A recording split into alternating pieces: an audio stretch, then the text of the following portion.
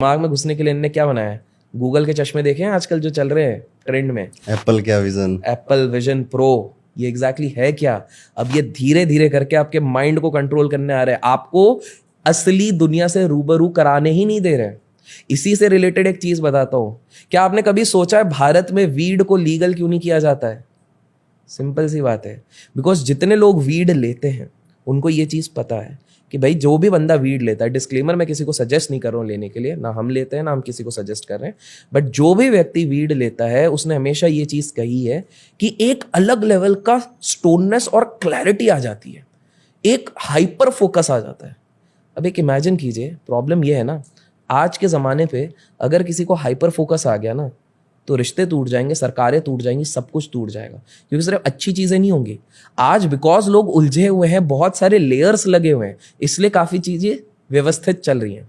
अब इमेजिन करो सब कुछ क्लियरली हमको दिखने लग जाए कि बड़े लोगों का क्या खेल है। अगर हमको दिखने लग जाए कि बड़े लोग चाहते ही हैं कि हम लोग दिन भर मीम्स बनाएं, ट्रोलिंग करें, और हम उस चीज से अगर निकल गए और पॉजिटिव काम करने लग गए, प्रोडक्टिविटी काम करने लग गए, तो सोशल मीडिया कैसे चलेगा? आप खुद बताओ। अगर मार्क जकरबर्ग ने क्लियरली आपको कोई ऐसा चूरन दे दिया जिससे आपको क्लियरली दिख रहा है कि वो खुद चाहता है कि भैया तुम 6 घंटे इंस्टाग्राम पे रहो, तुम हेट फैलाओ, कमेंट्स करो, ट्रोलिंग करो, अगर आपको ये चीज क्लियरली समझ में आ गई तो फिर तो आप नहीं करोगे, आप प्रोडक्टिव काम करोगे, आप वर्कआउट करने लग जाओगे 2-2 घंटे, आप पढ़ाई करने लग जाओगे। लेकिन ये होगा तो उनका धंधा तो डाउन हो जाएगा, क्योंकि जितना ज्यादा समय आप बिलियनर्स के टूल्स में समय व्यतीत करेंगे उतना ज्यादा पैसा वो कमाएंगे, तो आपके समय से पैसा वो लोग कमाते हैं, बिलियनर।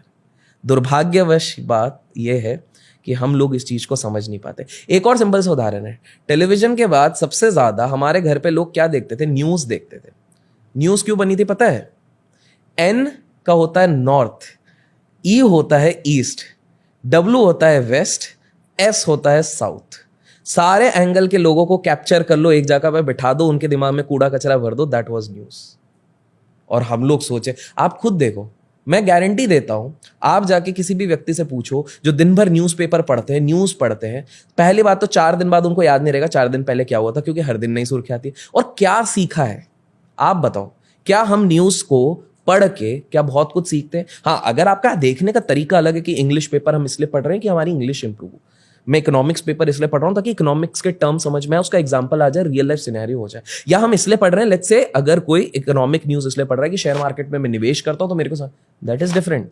बट आपको भी पता है अरुण जी की मैक्सिमम लोग न्यूज में सिर्फ वही देख रहे हैं, आज इधर मर्डर हो गया, आज इसका रेप हो गया, आज यहां पर बम ब्लास्ट हो गया, आज पुतिन साहब ने ये कर दिया। पुतिन साहब तो खैर 2 साल से कर रहे हैं। तो आप एक चीज देख रहे हो किस तरह से हर चीज में, लास्ट टाइम हमने गॉड की बात करी थी, इस बार अल्कोहल की बात करी, इस बार न्यूज की बात करी। एंड बाय द वे अगर लाइक्स आए तो हम और भी चीजें, थोड़ा इसमें और भी ज्यादा डेप्थ है, लेकिन वो हम नेक्स्ट पार्ट पे करेंगे जी। तो ये तो आपने बात बता दी कि बिलियनियर्स इस तरह से कंट्रोल कर रहे हैं। स्पिरिचुअलिटी का कोई एंगल है क्या इनकी लाइफ में? बिल्कुल है, पर ये बताएंगे नहीं। देखिए सिंपल सी बात है, आपको मैं क्विक पहले कुछ एग्जांपल्स दूंगा, फिर मैं बताऊंगा। बैरक ओबामा के पुराना पहले एक इंटरव्यू देखिए, जब इंटरव्यू चल रहा है तो पीछे हनुमान जी की मूर्ति है। बहुत जगह से वो हटाई गई हैं, लेकिन शायद आप गूगल करेंगे तो मिल जाएगा।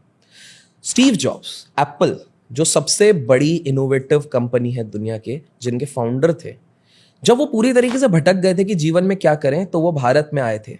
भारत में आने के बाद वो कैची धाम गए थे। कैची धाम जाने के बाद नीम करोली बाबा जी के आश्रम में गए थे, और उन्होंने ये कहा था कि यहीं पर आने के बाद मेरे माइंड में क्लैरिटी आई है और यहीं से मुझे एप्पल के ग्रोथ का राज मिला है।